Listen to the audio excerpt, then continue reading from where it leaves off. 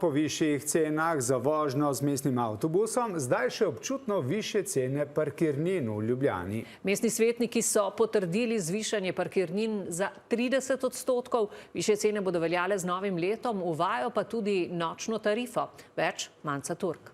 Parkirišče na Ljubljanskih Poljanah, parkirna cona 1. Cena €30 na uro, a že z 12. januarjem bo drugačna. Konkretno za kar 30% višja. Parkiranje v coni 1 bo po novem stalo €70, v coni 2 okrogel evro, parkirna ura v coni 3 pa se bo podražila iz 50 na 70 centov.